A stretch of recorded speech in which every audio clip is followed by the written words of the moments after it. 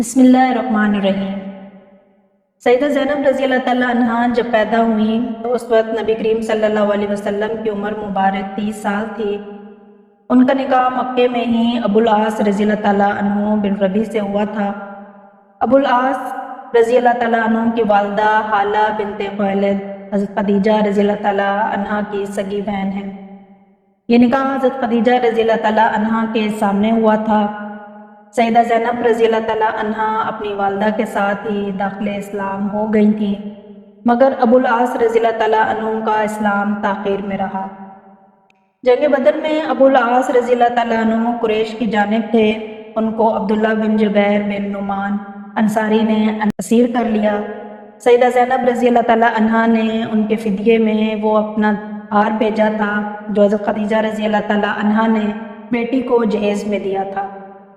ابتدائے ایام نبوت میں کافران مکہ نے ابو العاص رضی اللہ تعالیٰ عنہ کو بہت اکسایا کہ وہ حضرت زینب رضی اللہ تعالیٰ عنہ کو طلاق دے دے، مگر اس نے ہمیشہ انکار ہی کیا۔ ایک موقع پر آپ صلی اللہ علیہ وسلم نے اس فعل کی توصیف شکر گزاری کے ساتھ فرمائی تھی۔ ابو العاص رضی اللہ تعالیٰ عنہ نے اسیری بدر سے رہائی پاتے ہی نبی کریم صلی اللہ علیہ وسلم سے وعدہ کیا کہ سیدہ زینب رضی اللہ تعالیٰ عنہ کو ہجرت کی اجازت دے دے گا۔ چنانچہ سیدہ اپنے والد محترم کی خدمت اقدس میں پہنچ گئیں۔ سفر ہجرت میں سیدہ زینب رضی اللہ تعالیٰ عنہ کی مزاحمت عبار بن الاسود نے نیزہ تان کر کی تھی۔ اس صدمے سے ان کا حمل ساقط ہو گیا تھا۔ عبار بن الاسود فتح مکہ کے بعد مسلمان ہو گیا تھا اور رحمت للعالمین صلی اللہ علیہ وسلم نے اس کا جرم معاف کر دیا تھا۔ نبی کریم صلی اللہ علیہ وسلم نے ان کی منقبت میں فرمایا ہے، یہ میری بیٹیوں میں افضل ہے، میرے لیے اسے مصیبت پہنچی۔ ابو العاص رضی اللہ تعالیٰ عنہ کو سیدہ زینب رضی اللہ تعالیٰ عنہ سے بہت محبت تھی۔ ابو العاص رضی اللہ تعالیٰ عنہ 6 ہجری میں تجارت کے لیے شام گئے تھے۔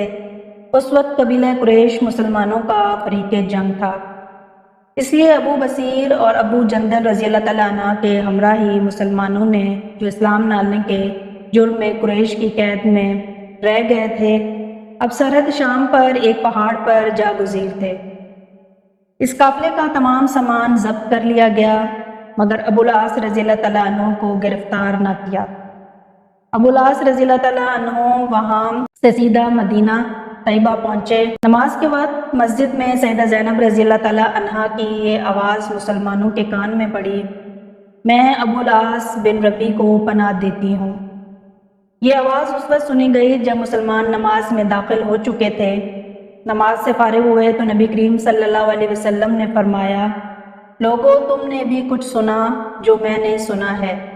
سب نے عرض کی کہ جی ہاں۔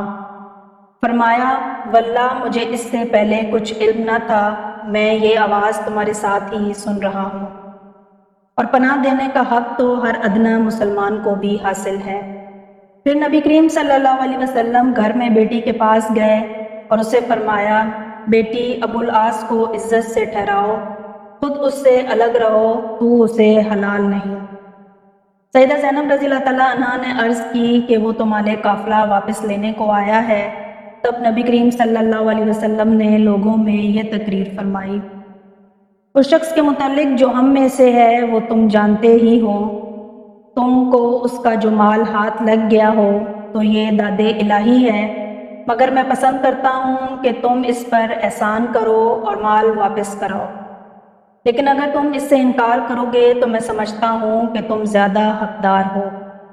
لوگوں نے سارا مال حتیٰ کہ اونٹ کی نکیل کی رسی بھی واپس کر دی۔ ابو العاص رضی اللہ تعالیٰ عنہ سارا مال لے کر مکہ پہنچا اور ہر ایک شخص کی ذرا ذرا چیز ادا کر دی گئی۔